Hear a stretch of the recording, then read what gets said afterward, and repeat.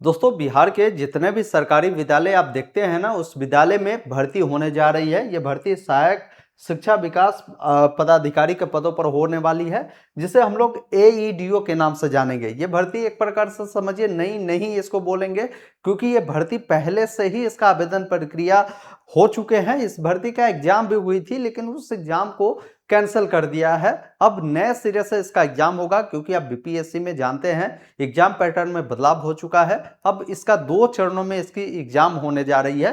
तो विभाग ने ये डिसीजन ली है कि भाई इस भर्ती को पुनः एक बार दोबारा से रीओपन किया जाएगा, जिसमें जो बच्चे अभी तक आवेदन नहीं किए हैं उनको भी यहाँ पर मौका दिया जा रहेगा।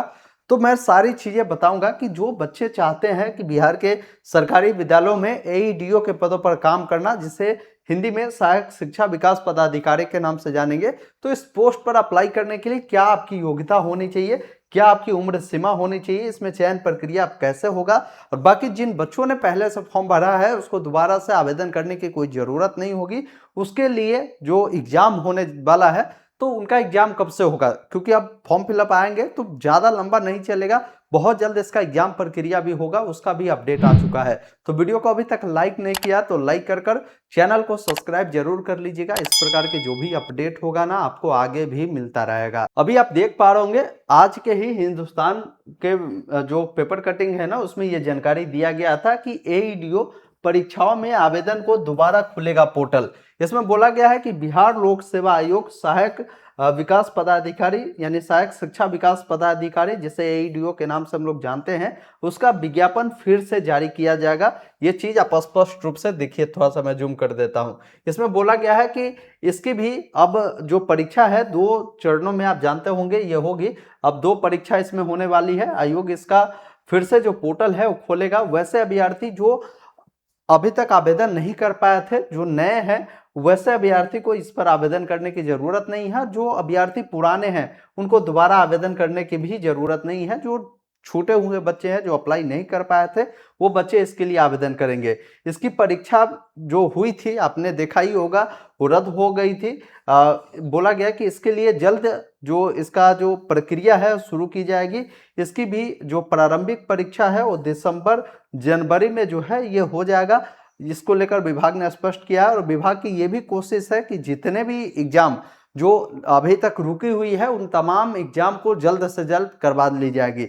तो ये सारी चीजें हैं, बाकी इसमें कुछ विस्तार में आपको नहीं बताया गया है। लेकिन अब मैं आपको इस भर्ती के बारे में आपको और जानकारी बताऊंगा कि भाई इस भर्ती का जो बच्चे फॉर्म नहीं भर पाए थे वो फॉर्म भरना चाहते हैं तो क्या इसमें योग्यता पात्रता होगी। सबसे पहला चीज है कि ये जो भर्ती होगी जिसमें सीटों की संख्या कोई बढ़ोतरी नहीं होगी। 935 सीटों पर यह भर्ती चली थी। इतने पदों पर पुनः यह भर्ती रीओपन होगी, जिसमें आप देख पाएंगे कि किस कैटेगरी में कितनी भर्ती है। महिलाओं के लिए 35% जो रिजर्वेशन है, तो किस कैटेगरी की महिलाओं के लिए कितने इसमें पोस्ट होने वाले हैं। अब आइए जानते हैं आप इस भर्ती के योग्य है या नहीं आवेदन करने के लिए। तो यहाँ पर बोला गया कि योग्य वही माने जाएंगे जो किसी मान्यता प्राप्त विश्वविद्यालय से ग्रेजुएशन जो है किसी भी सब्जेक्ट में अगर वो पास किया है ना, वो अभ्यर्थी इस भर्ती के लिए आवेदन कर सकता है। उम्र सीमा की बात करें तो न्यूनतम आप 21 वर्ष को होने चाहिए। जनरल के पुरुष के लिए 37 वर्ष है और जनरल की महिलाओं के लिए 40 है। ओबीसी के अगर कोई पुरुष महिला है तो इनको भी 40 वर्ष रखा जाएगा। एससी एसटी का कोई पुरुष महिला है तो इनको 42 वर्ष दिया जाएगा उम्र सीमा में।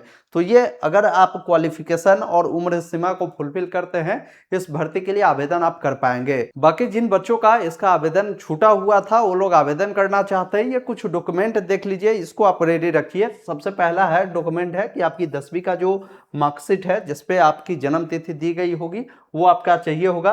कोशिश करिए 10th का आपके पास सर्टिफिकेट भी हो, 12वीं का मार्कशीट सर्टिफिकेट भी हो, और जो ग्रेजुएशन किया है उसका भी सर्टिफिकेट मार्कशीट भी आपके पास अवेलेबल हो। बिहार के हैं तो बिहार का जो निवास प्रमाण पत्र है वो चाहिए होगा।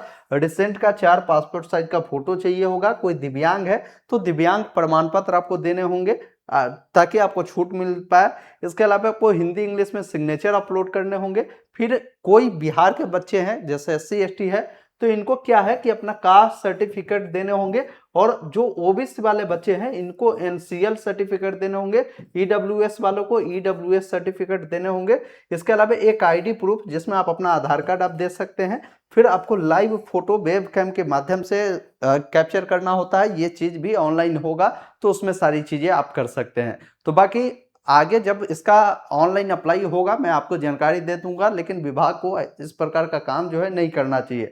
ऐसे में आप देखेंगे सेम एक और भर्ती बिहार में इस प्रकार है जो बिहार एसएससी है, बिहार एसएससी इंटर लेवल का एक भर्ती है। इसका पोर्टल हमें लगता है कि विभाग ने लगभग 5 बार खोला होगा, इसका लास्ट डेट खत्म हुआ, फिर कई बार ये भर्ती जो है रीओपन किया गया। लेकिन ये देखिए बीपीएससी भी इस प्रकार के जो काम कर रही है, बीपीएससी एडीओ भर्ती को लेकर ये अपडेट आ रही है कि भाई रीओपन होगा, तो इससे बहुत सारे बच्चों को जो है ना कहीं हानि होगी, क्योंकि मान लीजिए भर्ती कोई बहुत बड़ी सीटों पर नहीं है, बहुत सारे बच्चों का रिजल्ट अभी आएगा, वो बच्चे भी इसका फॉर्म भरेंगे, तो कंपटीशन बहुत बढ़ जाता है। बाकी जो अपडेट था मैंने आपको समझा दिया है। बाकी इस वीडियो को शेयर करिए और इस भर्ती को लेकर आप क्या सोचते हैं वो कमेंट बॉक्स में जरूर बताइए। धन्यवाद।